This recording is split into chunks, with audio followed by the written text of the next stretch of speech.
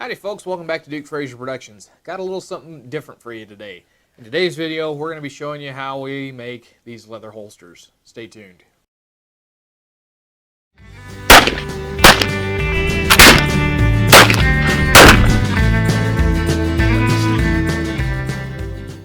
Alright folks, so as I said in today's video, we're going to show you how to make these leather holsters here. And the holster we're going to show you on today is the Bohannon style. Now this one right here is actually my prototype. It's not the one we'll be making in this video. The one we'll be making in this video is modified. It's got just a smaller flap on it. Alright, so as we go through showing you how to make this leather holster, I'll just let you know ahead of time, I was filming this at the leather workshop, which is my uncle's dining room, living room. And as such, we don't have the best lighting here, so the lighting might be a little bit wonky on some of the footage. I apologize in advance. And the microphone system I had wasn't really working all that well because I ran out of battery juice and I didn't have any batteries. So there's no sound other than we'll be doing a little voiceover. So without further ado, we'll get over there and we'll show you how we do this. Alright, so the first thing you do when you're making a leather holster is, of course, make a pattern. Now the particular pattern that's laying here on the top is one of my prototypes.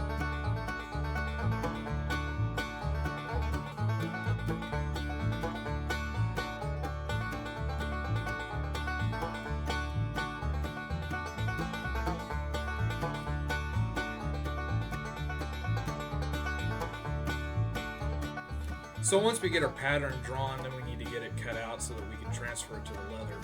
Now the material I'm using to make my patterns with is poster board, and these are fairly cheap. I picked these up at my local dollar store for like 59 cents a piece. So you can get a lot of poster board to make quite a few patterns out of for fairly cheap.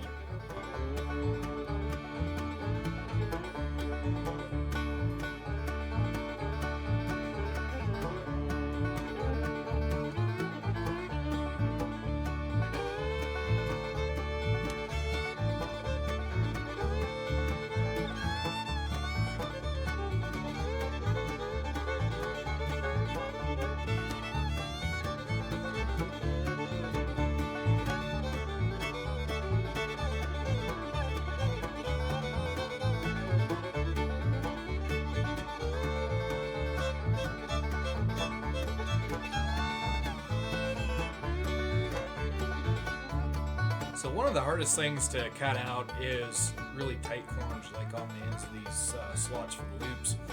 So what I do is I get a hole punch and I punch those out, and then I'll take a razor and connect the two holes.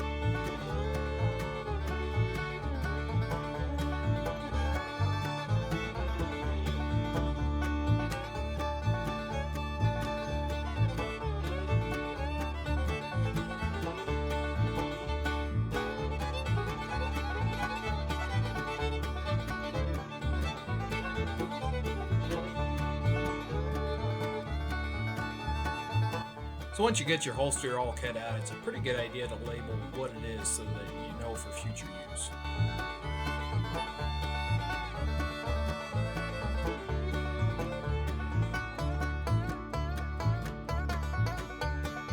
So the next step is to transfer the pattern to the leather. So what I do is I lay my pattern out down on the leather, and then I'll put some lead weights on it to hold it in place so it doesn't slide around on me while I'm trying to draw it out. And then once I get it all drawn out with pen, then we'll move on to the cutting process. Now it is okay to use an ink pen to mark your leather with this method, because later on we're going to bevel the edges, and so that ink mark will be cut off and be gone.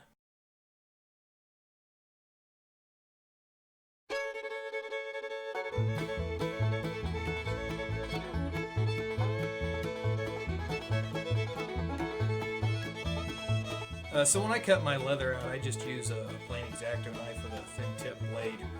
And with this method, the leather is a little bit tight. It's a little hard to cut. And usually what I do is I score the leather about halfway through or more, give or take. And then once I have it scored, I'll go back through and finish cutting it. Now you want to be careful when you do that because you can do a double cut. But if you do, you can sand it off with the Dremel tool.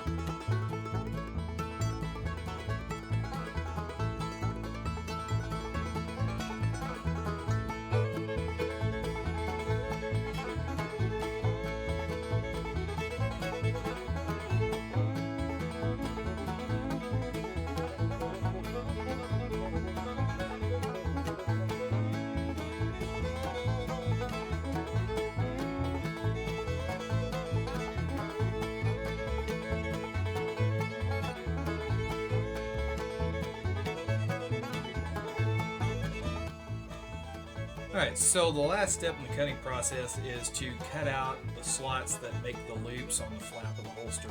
And to do that, I use a hole punch. If you use a hole punch, you'll get a round hole on the end every time, and it'll look prettier, it won't be jagged, because trying to cut a tight little circle like that with an X-Acto knife, trust me, it doesn't work. So there's a couple of different ways I like to punch the holes. One being, my most favorite, is to use the plier hole punch. However, when you get these bigger flaps, they don't always work, so then you got to use that little push hole punch, which I have a love-hate relationship with that thing. I just love to hate it.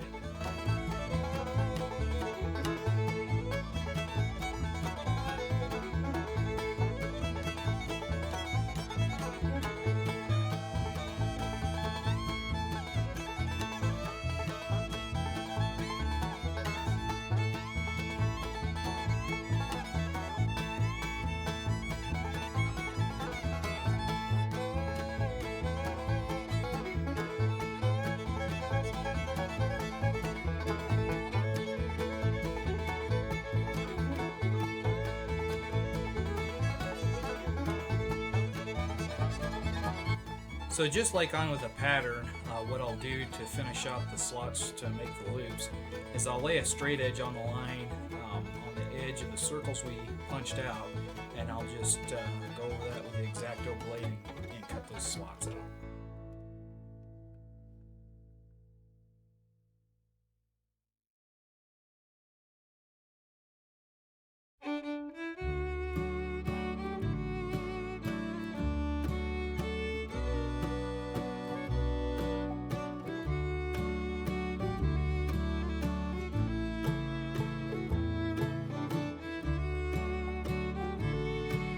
So the next thing we're going to do is bevel the edges, and what this does is it rounds the edges so that they're not square. It looks better, it feels better, it's just a good thing to do if you're making a quality holster. And once we get these edges beveled, then we'll go over to the burnisher and we'll burnish the edges and make them smooth as glass.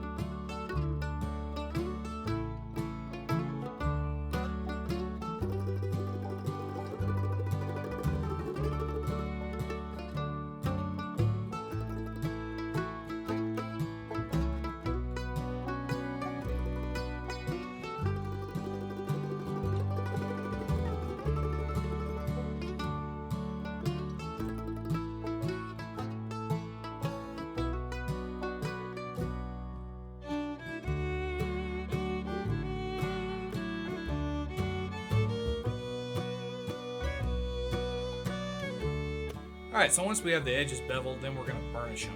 Now, I did not bevel the edges along the part that has to be sewn. I will do that after we get the stitching done. So what I'll do is I'll take a sponge that's soaked in water and I'll get the edge good and wet.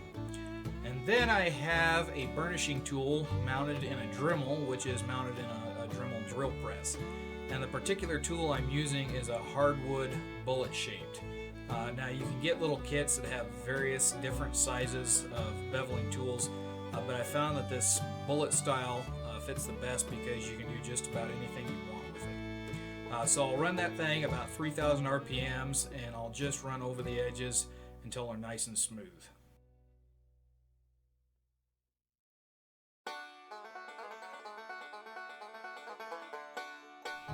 So once I have the edge beveled with the Dremel machine, what I'll do is I'll take the handle of one of my tools and I'll just hand slick it by quickly rubbing the tool right over the edge of the leather. And this will give it a really, really nice glassy edge. Now what I'm doing off camera, and you'll see here a little bit later on when I change the angle, is I'm actually laying it down and then running the tool over it flat against the table. That's because the edge is going to kind of bubble out when you're burnishing it. And when you lay it down on the flat surface of the table and run the tool over it, it flattens it back out and makes it nice and smooth again.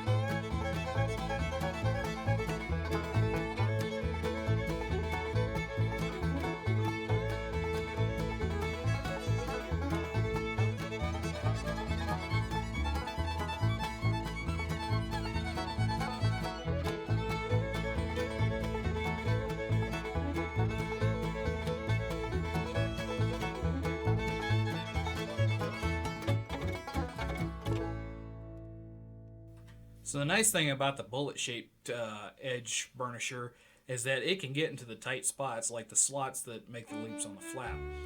Whereas with the other tools that are in that kit, you can't get in there to those. But that sharp point of the bullet will get in there and it'll burnish those edges very nicely.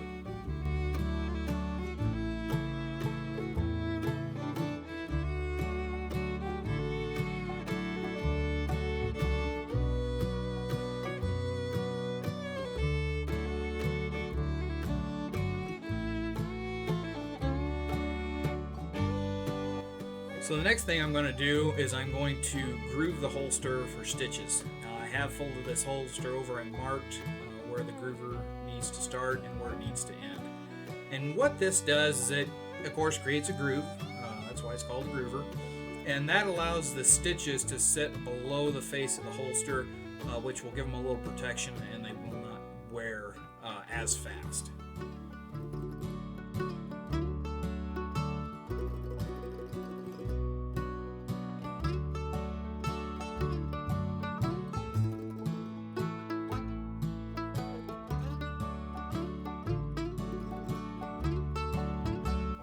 So once I have the stitch groove made, what I'll do is I'll take a hole punch and start punching the holes. Now the particular punch I'm using is a diamond cut punch, and I'm using the 2-prong, and that's just because the 2-prong goes around the corners, the curves, much easier than the 4 or the 6-prong. It's also easier to extract from the leather once it's been put in. Now I push it to where it just goes through, which is more than enough to get the needle through. And I'll do this along the whole side of the holster until I get down to the end.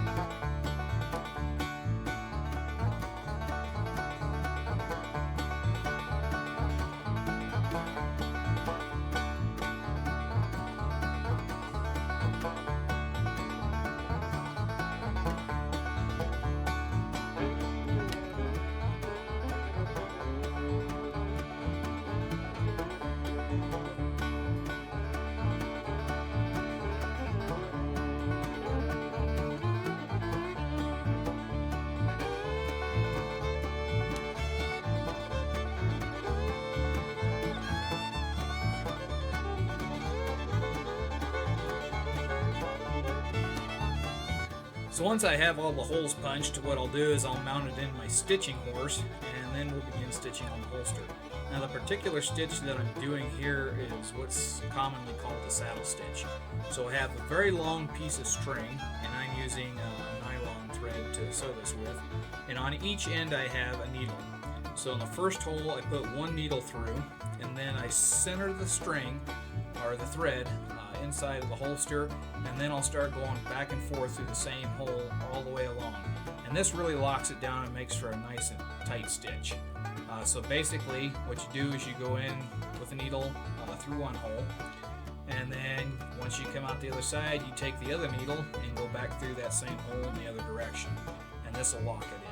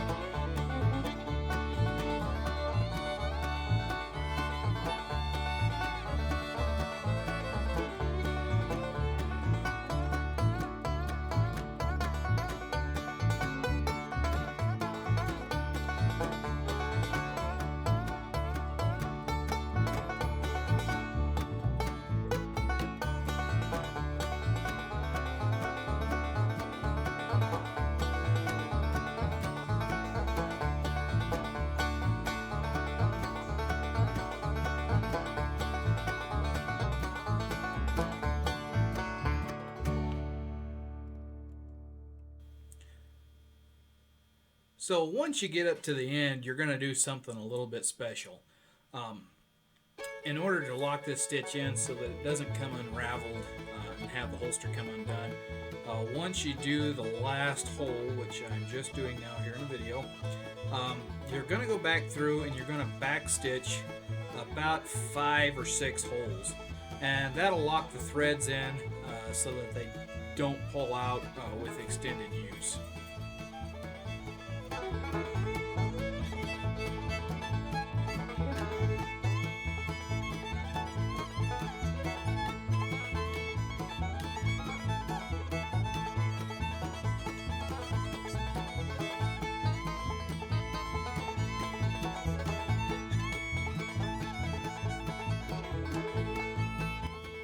Alright, so once you get the last back stitch put in, you need to cut the threads off. Now I used to take the X-Acto blade and cut down deep, but I noticed I was cutting into the other threads.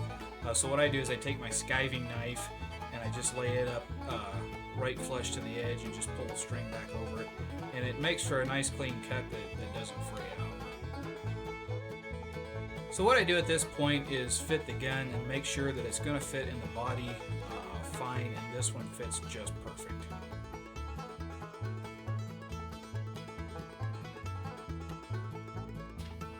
Alright, so once you get it stitched, you need to even out the edge there.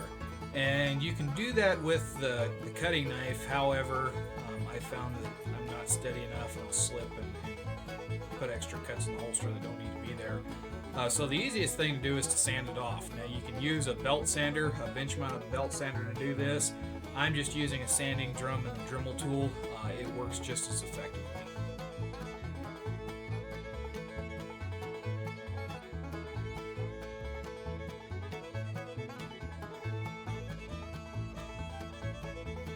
And once you get it sanded, it should be a nice square edge. Shouldn't be any low spots.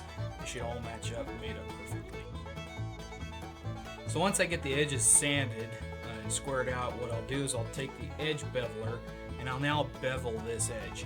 The reason why I didn't want to do it before is because when I do the sanding to square things up, there's a very good possibility that it would take that bevel out. So I do this last after the stitching. That way it stays nice and round.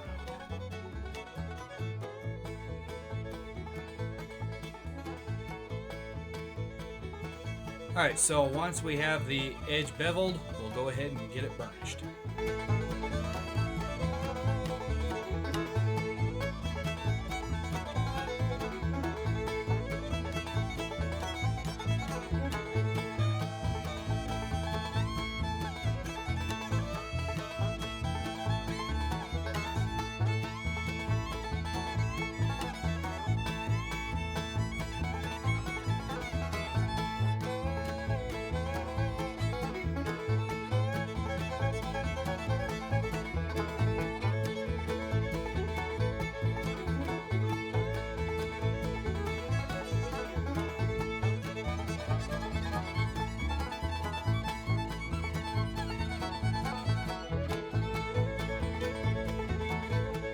So at this point what I'm going to do is I'm going to fold the holster over and make sure that it's going to fit just right into the loops, and then I'll put the gun in it and make sure that it's going to fit as well.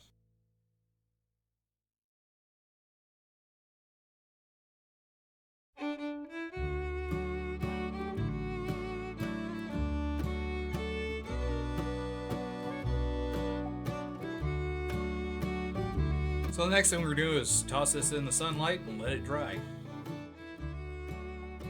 So once the holster is dry, then we can move on to the dyeing process. We want to make sure it's dry so that the dye penetrates in and gets a good even layer. So the dye that I'm using is Fibings, just their plain alcohol-based dye. And I'm using a wool dauber to apply it. So I'll dip it in, and I want to put this on fairly liberal. You don't want to put it on real light, because what will happen is you'll get white streaks, and that's where the dye didn't have a chance to penetrate in. So we'll make sure we get this a good, even, heavy coat on there, and then we'll let it dry.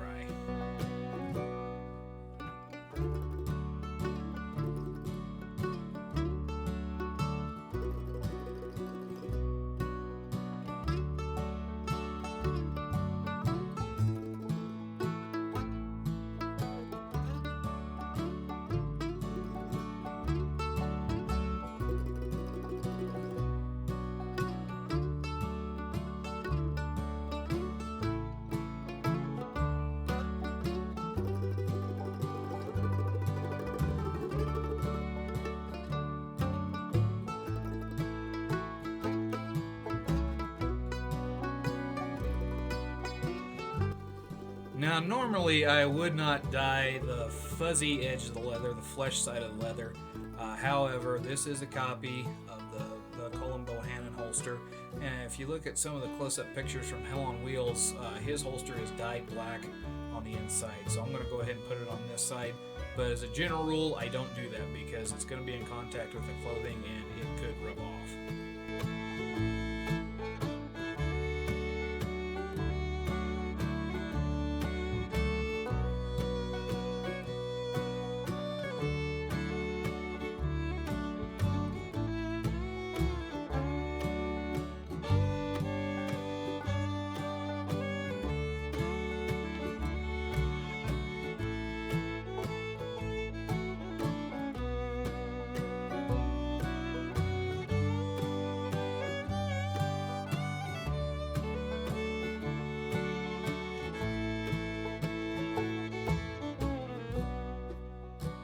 So once the dye's had a day to dry, what I'll do is I'll take a white soft rag and I'll just buff off the excess dye that's left on the outside of the holster. So the last step in the process is to take and apply a light coat of neat's foot oil. Now, when you apply the dye, the holster is going to get dried out a little bit from the alcohol and it's going to get stiff. The neat's foot oil will penetrate in and it'll soften the leather just a little bit. Just enough that it's pliable, but it retains its rigidity for use. And I'll apply 1 to 2, maybe 3 coats, depending on how stiff and dry the leather is. I'll let that soak in and dry, and once it's dry, the holster's complete.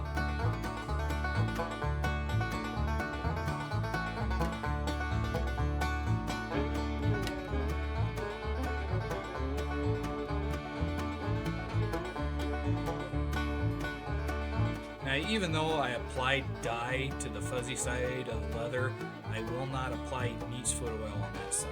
And that's because it'll get too much oil into it, and then it'll seep that neat's foot oil like a greasy dish rag.